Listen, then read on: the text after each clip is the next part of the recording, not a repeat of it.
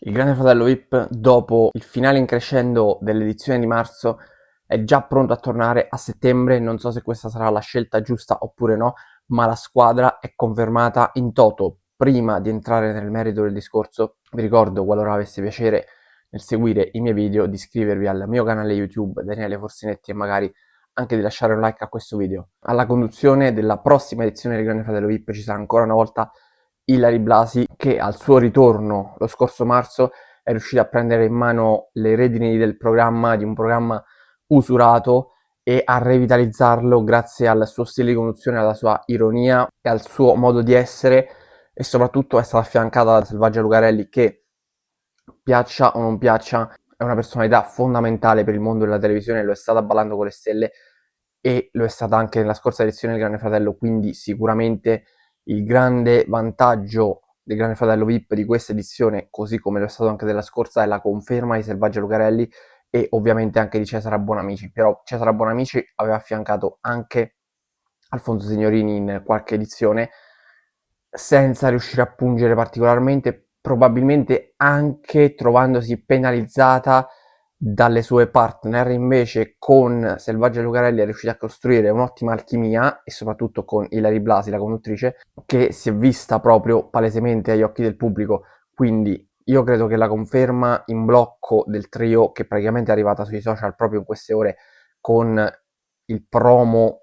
di Ilary Blasi che è alla ricerca di concorrenti, facendo ovviamente riferimento con dei cartelli a quelli della passata edizione, che tanto sono riusciti a conquistare il pubblico. Nel cartello finale aveva scritto anche: stiamo cercando altre due opinioniste, anzi no. Quindi mi sembra abbastanza chiaro e palese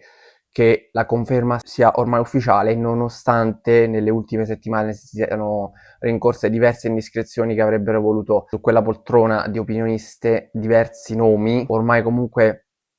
circolano nomi a go-go, così come circolano nomi a go-go relativi al cast, relativi ai concorrenti. Sono sicuro che una parte di quelli che stanno circolando in queste ore sono dei nomi concreti, reali, e che probabilmente troveremo anche nella casa del Grande Fratello. Altri invece credo che siano accostamenti abbastanza complicati e in alcuni casi anche inverosimili, ma del cast ce ne occuperemo a tempo debito, perché adesso ovviamente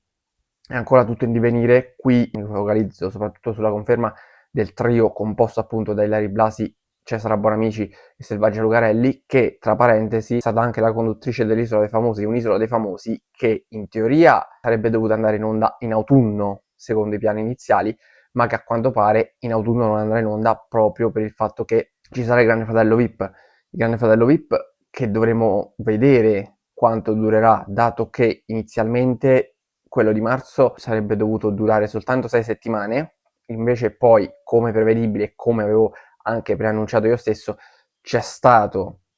un allungamento di qualche settimana, una sorta di bonus che l'ha fatto arrivare a 2 mesi. Doveva essere teoricamente un mese e mezzo scarso, l'ha fatto praticamente 2 mesi effettivi, quindi credo che comunque sia stata un'edizione pressoché completa. Non penso che rivivremo ancora una volta quelle edizioni lunghissime ed estenuanti che abbiamo avuto sotto l'epoca Alfonso Signorini, che, voglio precisare, sicuramente non sono state volute dal conduttore, perché sotto Natale il conduttore avrebbe volentieri fatto a meno di presentare e si sarebbe soprattutto volentieri concesso un po' di riposo, un po' di vacanze nelle località dove era solito andare.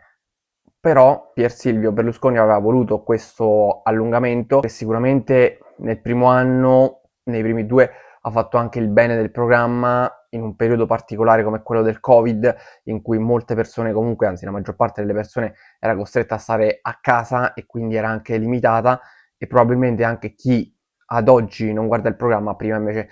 uno sguardo in più lo dava, sia alla diretta H24 su Mediaset Extra, sia soprattutto quella puntata serale su Canale 5. Quindi era sicuramente un'epoca in un certo senso diversa. Adesso fortunatamente siamo usciti da quel periodo così complicato e così difficile, e non avrebbe senso prolungare un programma come il Grande Fratello fino a 6 mesi, anzi oltre 6 mesi, addirittura abbiamo raggiunto anche 7 mesi in qualche caso. E per questo motivo penso che la durata del programma tornerà ad essere ancora una volta quella classica come abbiamo avuto in primavera, da settembre, metà settembre, fine settembre. Penso che potrebbe durare al massimo fino a metà dicembre, quindi potremmo avere un Grande Fratello VIP di 3 mesi e magari eventualmente, come ha ventilato anche lo stesso Pier Silvio Berlusconi, un'altra edizione in primavera che rischierebbe comunque di spremere il format, ma quantomeno garantirebbe un ricambio di concorrenti, un ricambio di personalità che si alternano all'interno della casa, che creerebbe sicuramente meno noia e dinamiche nuove rispetto invece a 6 mesi consecutivi in cui i concorrenti sono sempre quelli. È vero poi che il pubblico si affeziona e bisogna dare tempo al pubblico di affezionarsi ai concorrenti, così come è stato nell'ultima edizione, che è partita molto molto male, diciamolo chiaramente, in termini di ascolti, ma in termini di dinamiche e di cast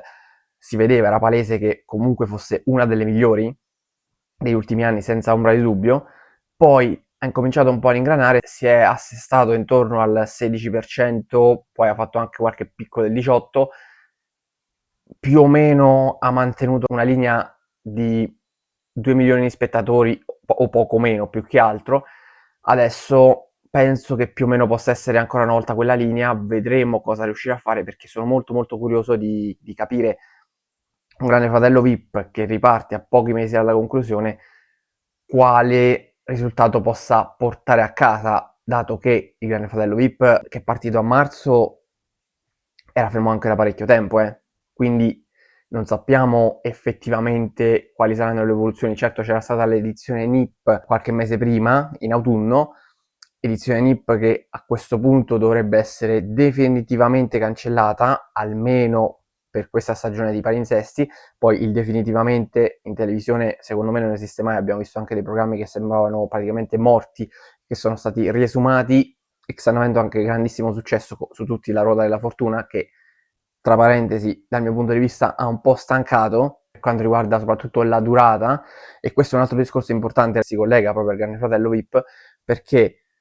la durata della ruota della fortuna fa slittare l'inizio del Grande Fratello VIP a dopo le 10 ed è un fattore molto molto determinante per il pubblico, perché il pubblico tendenzialmente, soprattutto chi il giorno dopo lavora, la televisione la può guardare proprio fino a quell'orario o tutt'al più fino alle 11 anche, poi dipende sempre dalle persone, è molto soggettivo, però chiaramente se la ruota della fortuna mi finisce dopo le 10, molte persone vanno a letto proprio dopo aver visto la ruota della fortuna o comunque qualche programma concorrente, vedi Affari Tuoi, ma poi non si concede la vera e propria prima serata, dato l'orario. A quel punto non ha senso incominciare a vederlo, vedere, che so, 5-10 minuti, una mezz'oretta e basta staccare subito, quando invece se la prima serata incominciasse, non voglio dire troppo presto, insomma, come era un tempo che sarebbe veramente perfetto, tipo 9:15, 9:20, ma se iniziasse alle 9:30, alle 9:35, sicuramente recupereremo minimo mezz'ora, e quindi una persona che poteva, adesso, ad oggi potrebbe guardare mezz'ora di programma, e mi riferisco sì in questo caso particolare al Grande Fratello VIP, ma in generale a qualsiasi altro tipo di programma, ad eccezione di quelli di Maria De Filippi che iniziano ad un orario decente, se in questo caso potrebbe guardare soltanto mezz'ora, con un inizio alle 9:30 o 9:35 potrebbe guardare un'ora di programma, che tra l'altro è molto lungo, bisogna anche dire questa cosa, secondo me anche sulla durata del Grande Fratello VIP bisogna riflettere, farlo finire intorno alle 2 o comunque dopo l'1:30 mi sembra un po' esagerato. Credo che una fine intorno all'1 massimo, anche mezzanotte e mezza, però con un inizio chiaramente della prima serata anticipato, però se dovesse essere confermata questa linea di prima serata a livello di orario, non penso che possa durare fino a mezzanotte e mezza, ma penso che possa durare quantomeno fino all'1, e finire lì sarebbe sicuramente meglio. Ecco, delle migliorie e degli aggiustamenti dovrebbero essere fatti sia direttamente per il Grande Fratello VIP, ma anche per gli altri programmi che sono correlati a quest'ultimo. Però, tornando al focus del discorso, il Grande Fratello VIP riparte a settembre ed è tutto confermato, squadra che vince e non si cambia. Avremo ancora Ilari Blasi alla conduzione, ma su questo c'erano pochi dubbi, e al suo fianco ci saranno come opinioniste Cesara Bonamici e soprattutto Selvaggia Lucarelli, che è stato il grandissimo valore aggiunto della scorsa edizione. Per oggi è tutto, vi do appuntamento alla prossima puntata di Forsinet. Ciao a tutti.